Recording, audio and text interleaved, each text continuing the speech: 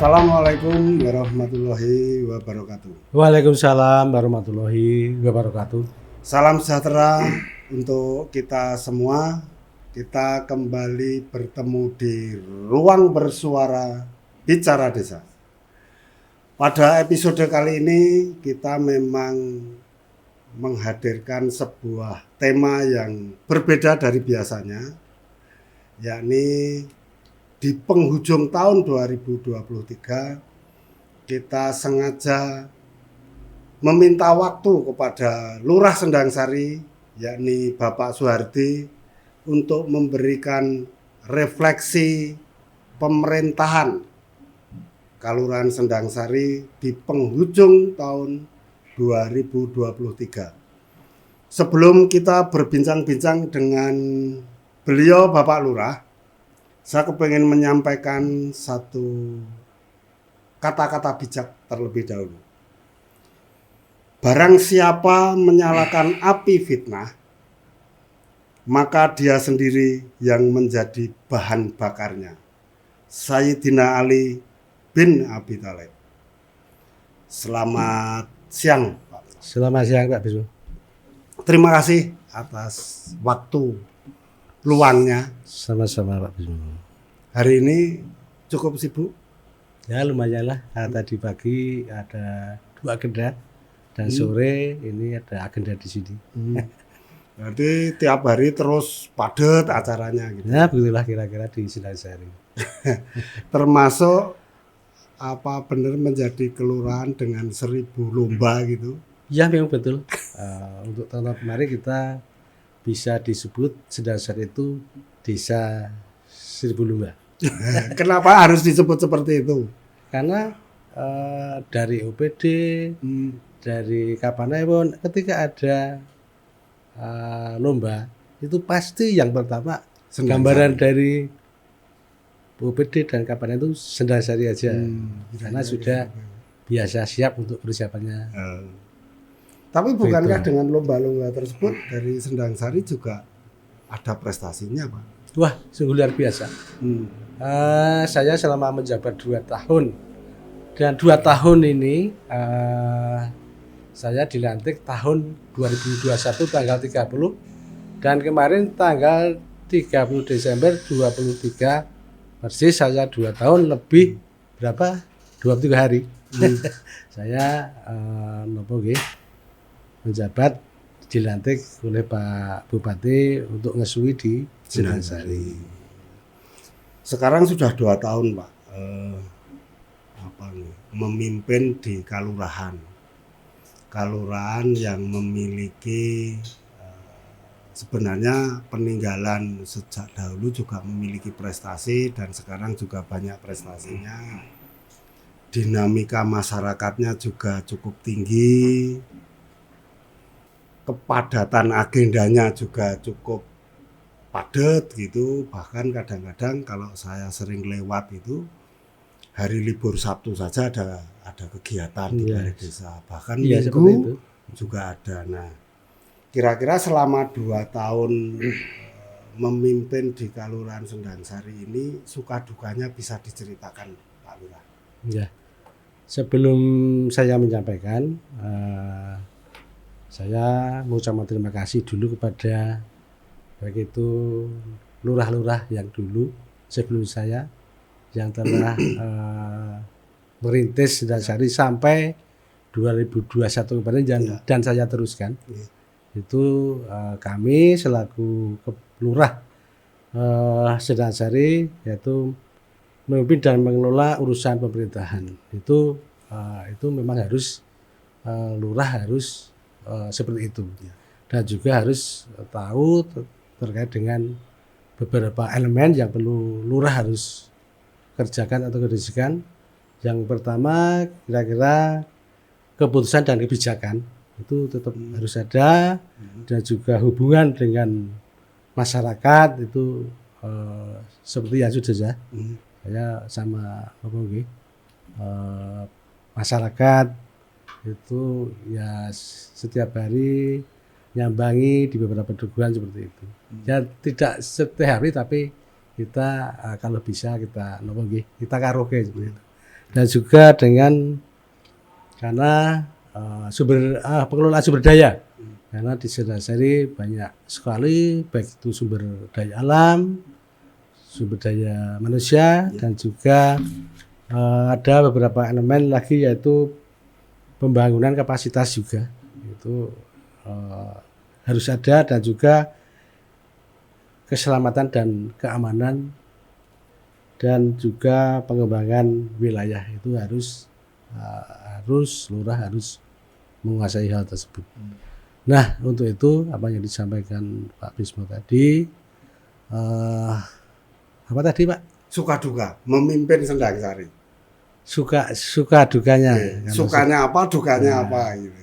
Kalau sukanya ya saya selama menjabat di Sirnasari ya saya senang sekali, saya berbagai sekali setiap hari bisa bertemu dengan warga, bisa memimpin dalam arti bersama-sama dengan Kasih Kaur dan Dukuh dan juga warga dari lembaga-lembaga itu alhamdulillah dari Kasih Kaur atau Dukuh atau Pamong itulah sama lembaga itu ketika ada program pemerintah, ada kegiatan-kegiatan apa itu kita bisa diajak bekerjasama, saling bahu-membahu, kebersamaan bagus, dan juga nek mau coba rambek-mbekan. Jadi setiap ada kegiatan ya ayo bareng-bareng ya seperti itu. Kalau dukanya ya kalau Pamong itu ya memang seperti ini. Juga dukanya ya memang kami terkait dengan refleksi ini. Refleksi kan artinya mengevaluasi atau dalam arti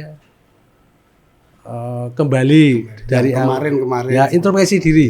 Karena kalau tidak dievaluasi dan introspeksi kita muncul kesombongan. Ya seperti itu. Jangan sampai misalnya dalam mengurusi tata kelola pemerintahan ini selama 2 tahun, saya kalau tidak ada saya gini, kalau tidak ada seperti itu dan sebagainya. Tapi kita jangan menyampaikan kesombongan.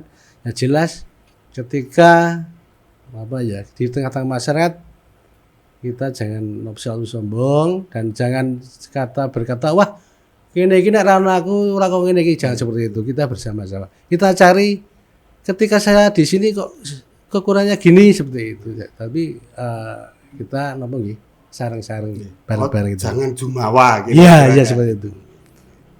Nah, Pak Lurah, tadi kan disampaikan Pak Lurah bahwa refleksi itu salah satunya adalah evaluasi. Nah, saya kepengen ngerti karena Pak Lurah kan sudah 2 tahun ini menjabat, memimpin.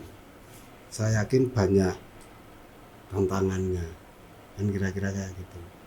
Nah, tantangan yang paling sering atau yang cukup membutuhkan energi cukup banyak itu tantangan tentang hal apa, Pak Lurah?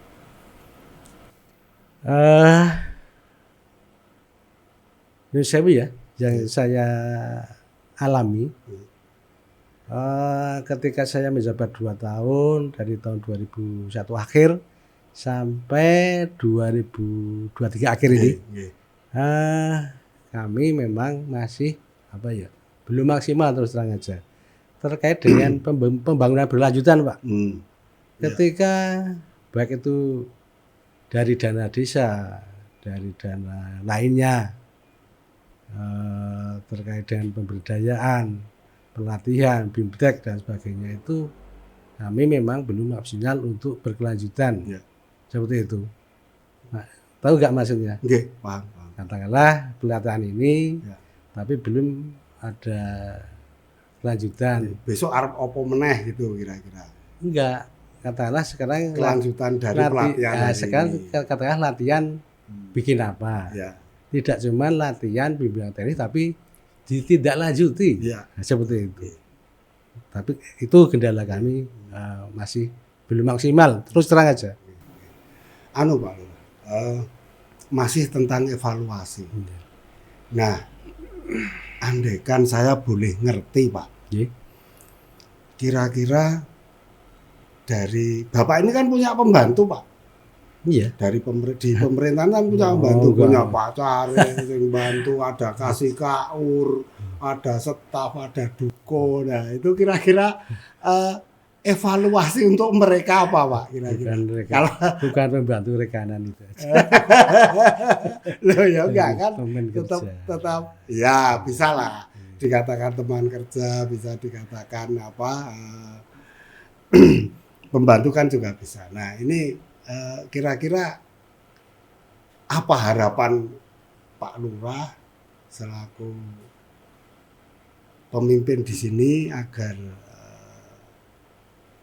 yang Bapak visi misikan dulu bisa terlaksana, bisa tercapai dan ada percepatan pembangunan atau yang lain gitu, Pak, kira-kira. Ya, untuk akhir tahun kedua tahun ini saya merasakan bahwa rekan kerja kami kasih kaur yang dikoordinatori Pak Sari itu sungguh luar biasa. Diajak kerja ketika ada kegiatan, ada agenda, ada perlombaan itu saya kami tawarkan dulu gimana Pak Cari itu, kalau Pak Cari ya bersama rekan-rekannya kasih kaur, dan dulu ketika beliau menawarkan atau tidak, siap tidak, ya kalau siap ya maju, tapi kalau maju ya bener-bener nopo nggih target itu ya harus berhasil ya, kalau nggak punya target juga nggak usah, itu kan nopo nggih sama capeknya, jadi kita usahakan kalau ketika ada kegiatan ya bisa maksimal berhasil. Artinya kalau dibahasakan dengan bahasa anak-anak sekarang gitu, jajaran pembantu ini iso satset gitu ya, Pak. Satset dades. Satset dades. Iya seperti gitu. itu. Saya pikir kalau mungkin keluar ngelumpuk ke konco-konco pamong kangelan gitu, ternyata enggak gitu. Enggak, jadi apa nggih? Ya biasa kan suatu budaya organisasi mungkin ada sedikit napa nggih tolak belakang. Ya.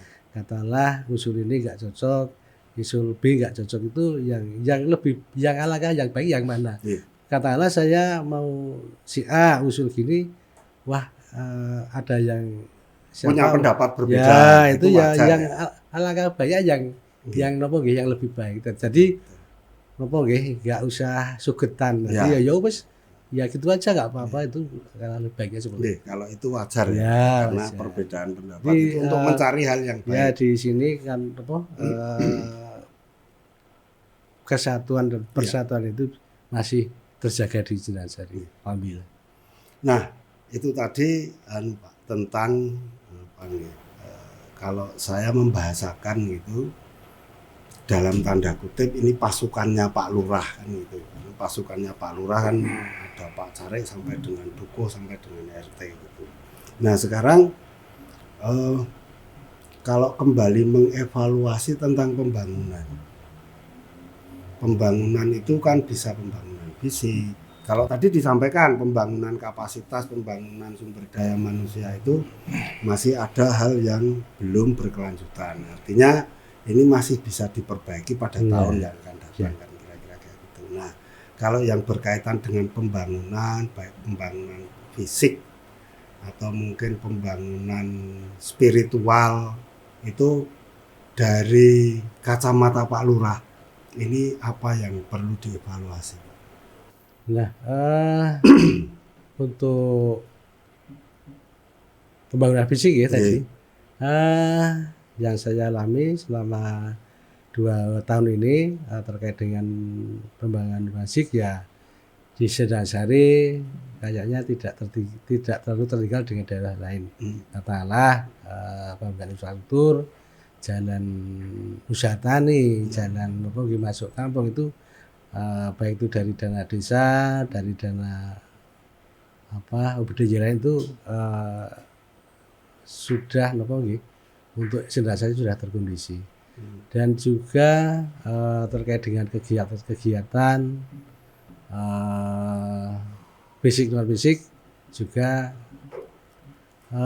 dari beberapa yang saya ingat itu Sindasari selain dana desa itu ada dana keistimewaan juga.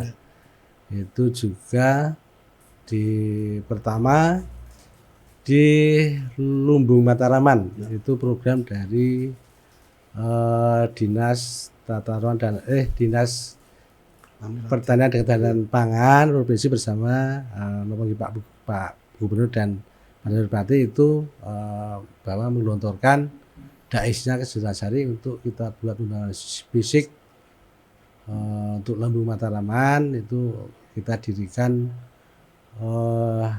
RMU gilingan padi dan juga peternakan kambing Bligon itu sudah tahun 2023 kita sudah mulai, walaupun harus perlu proses, terus kita rintis beberapa tahap karena usaha itu dilandasi dengan niat dan juga dengan sabar. Jadi insya Allah nantinya tahun 2023 mengawali dan 2024 kita sudah berhasil. Dan juga ada beberapa lagi dari Mandiri Budaya, itu kita di Pereng itu membuat sanggar Among Lare. Itu sudah sampai sekarang mulai tahun 2022-2023 sudah aktif untuk kegiatan-kegiatan baik itu anak-anak, Karang Taruna dan juga dari kegiatan-kegiatan OPD itu bisa menggunakan tempat itu. Pok Darwis dan sebagainya itu sampai saat ini sudah aktif ada kegiatan-kegiatan. Dan awalnya kita mendirikan sanggar Among Lare itu kan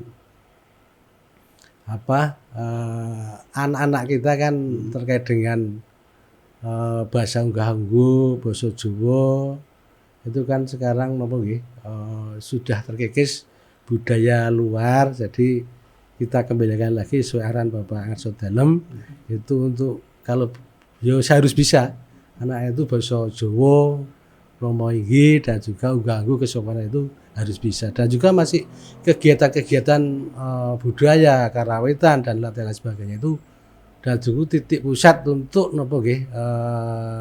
pembangunan berbasis budaya itu di Among Lare itu sudah berdiri. Dan juga selain itu dari Dinas Tata Ruang juga ada juga kami juga membuat pengembangan juga di Among Lare, itu jalan masuk Among Lare itu dana itu untuk halaman untuk masuk dan untuk di Embung Lubuk juga itu sekarang sudah bisa dipakai untuk Among Lare. Dan juga dari dana desa itu dari Among Lare itu juga ada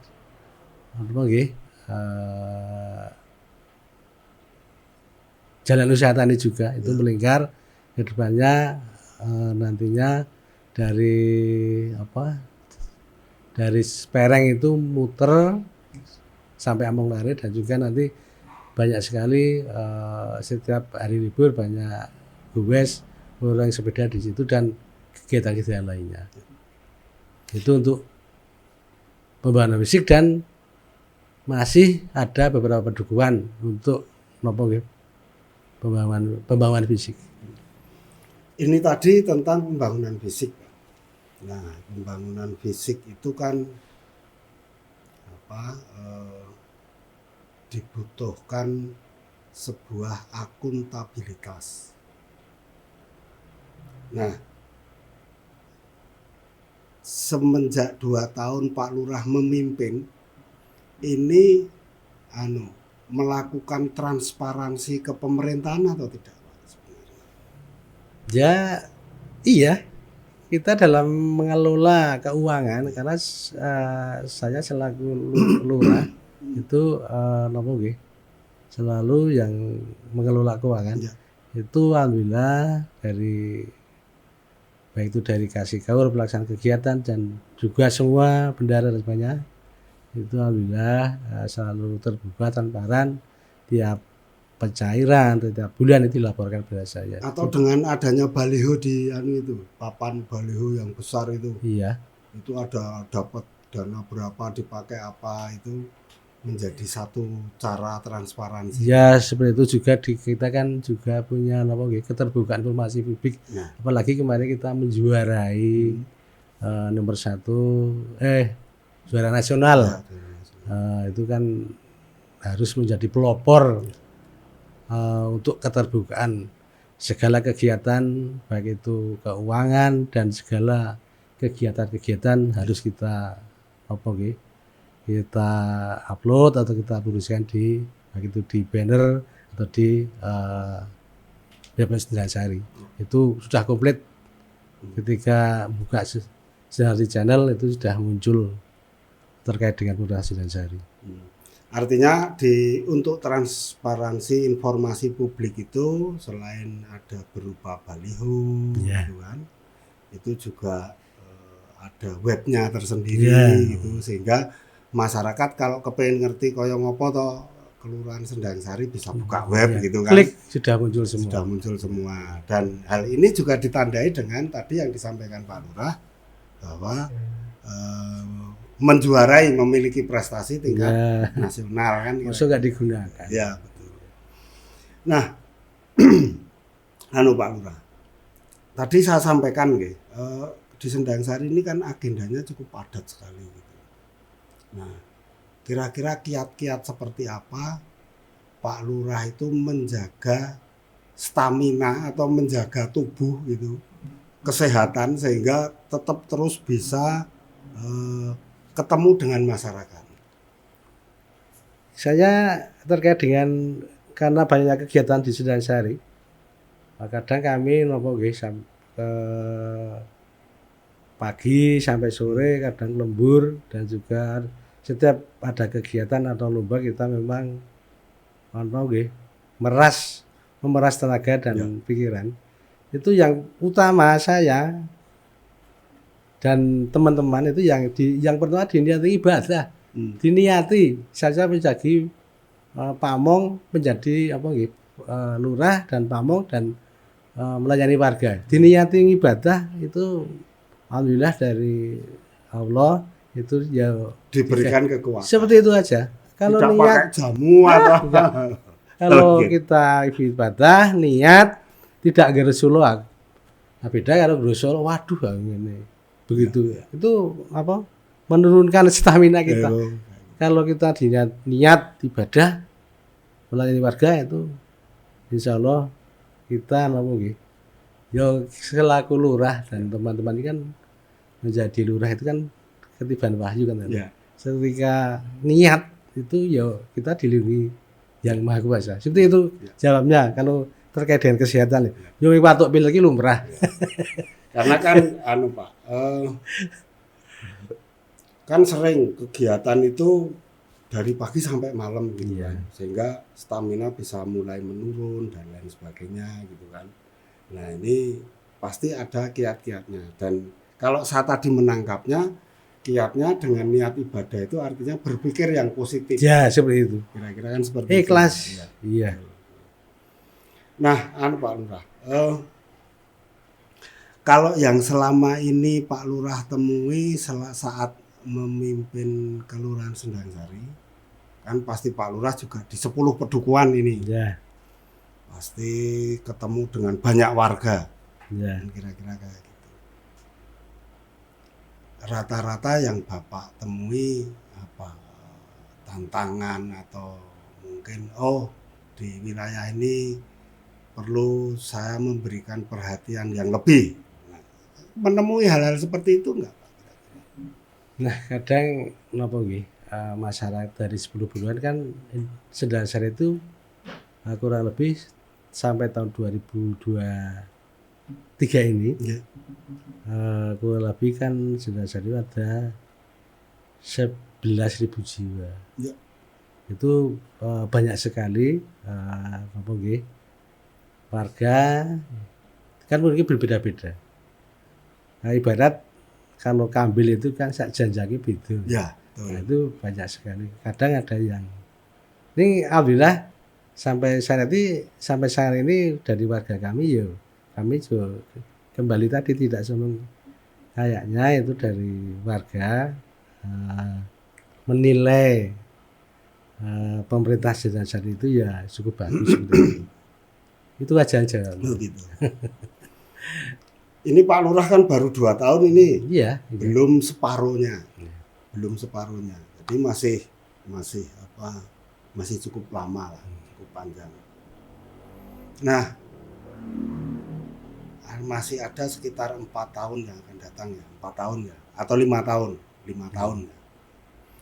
Itu Pak Lurah memiliki target apa dan harapannya apa Pak? Untuk Sendang Sari, untuk pemerintah kelurahan, untuk masyarakat.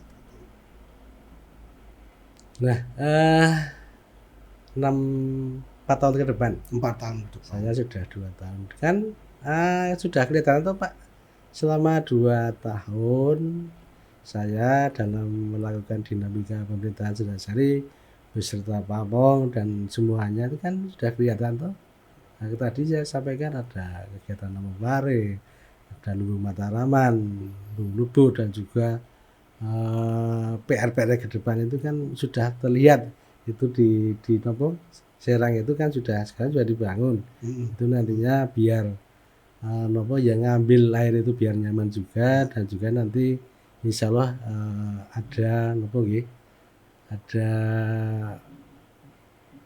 biar dikelola oleh BUMDes nantinya seperti itu. Dan kedepannya saya kurang 4 tahun ini ya saya mengevaluasi 2 tahun kemarin apa kekurangan kami, apa wacana kami ketika 4 tahun ke depan ya jelas kita mengacu sesuai dengan peraturan presiden, yaitu pembangunan berkelanjutan.